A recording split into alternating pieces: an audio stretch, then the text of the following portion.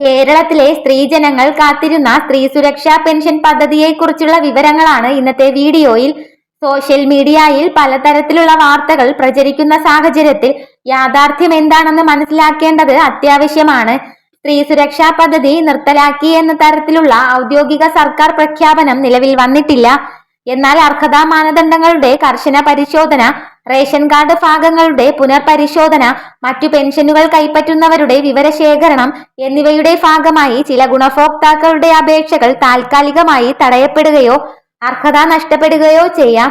സംസ്ഥാന സർക്കാർ ഈ പദ്ധതി ആരംഭിച്ചത് സാമ്പത്തിക സുരക്ഷ ഉറപ്പാക്കാനും കുടുംബ വരുമാനം കുറഞ്ഞ സ്ത്രീകൾക്ക് സ്ഥിരമായ ഒരു സഹായം നൽകാനുമായിരുന്നു.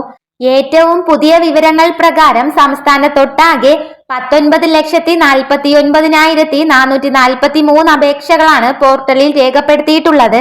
ഇതിൽ 18,29,801 അപേക്ഷകൾ വിജയകരമായിട്ട് പരിശോധിക്കപ്പെട്ട് അപ്രൂവൽ ആൻഡ് ഡൺ എന്ന ഉയർന്ന ഘട്ടത്തിലേക്ക് എത്തിയിട്ടുണ്ട്.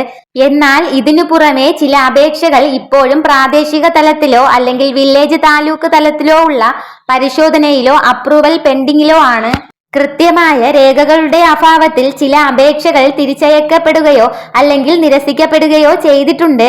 നിങ്ങൾക്ക് ലഭിക്കുവാനുള്ള തുക, അത് കുടിശ്ശിക എത്രയാണെന്ന് കൃത്യമായി കണക്കാക്കാൻ നിങ്ങളുടെ അപേക്ഷയുടെ വ്യക്തിഗത സ്റ്റാറ്റസും സാങ്ഷൻ പേയ്മെന്റ് വിവരങ്ങളും പരിശോധിക്കേണ്ടതുണ്ട്. നിങ്ങൾക്ക് ഒരു മാസത്തെ പെൻഷൻ മാത്രമാണ് ലഭിക്കുവാനുള്ളതെങ്കിൽ 1000 രൂപയും 2 മാസത്തെ തുക ലഭിക്കാനുണ്ടെങ്കിൽ 2000 രൂപയുമാണ് അക്കൗണ്ടുകളിലേക്ക് ക്രെഡിറ്റ് ആകേണ്ടത്.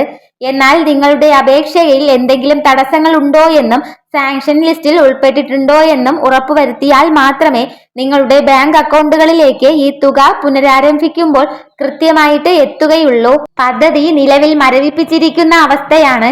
എന്നാൽ പദ്ധതി വീണ്ടും പുനഃസ്ഥാപിക്കുമെന്നാണ് മുഖ്യമന്ത്രിയുടെ ഉറപ്പ് വന്നിരിക്കുന്നത്. അതുകൊണ്ട് തന്നെ സ്ത്രീ സുരക്ഷാ പെൻഷന് അപേക്ഷിച്ചിട്ടുള്ള എല്ലാ വ്യക്തികളും തങ്ങളുടെ അപേക്ഷയുടെ നിലവിലത്തെ സ്റ്റാറ്റസ് അത് ഓൺലൈനായിട്ട് പരിശോധിക്കുക. നിങ്ങളുടെ അപേക്ഷ അപ്രൂവൽ ആണോ അതോ വെരിഫിക്കേഷൻ ഇനി പെൻഡിങ്ങിലാണോ, റിട്ടേൺ അല്ലെങ്കിൽ റിജക്റ്റ് വിഭാഗത്തിലാണോ എന്ന് കൃത്യമായി മനസ്സിലാക്കുക. അപേക്ഷയിൽ കൃത്യതയില്ലെങ്കിൽ പിന്നീട് തുക പുനഃസ്ഥാപിച്ചു നൽകുമ്പോൾ അത് ലഭിക്കുന്നതിന് വലിയ കാലതാമസം എടുക്കുകയും ചെയ്യും. ഇതുപോലുള്ള ഇൻഫർമേഷന് വേണ്ടിയിട്ട് ഈ ചാനൽ ഒന്ന് സബ്സ്ക്രൈബ് ചെയ്യണേ. വീഡിയോ ഇഷ്ടമായാൽ ലൈക്കും അതോടൊപ്പം തന്നെ ഹൈപ്പും ചെയ്യാൻ മറക്കരുതേ.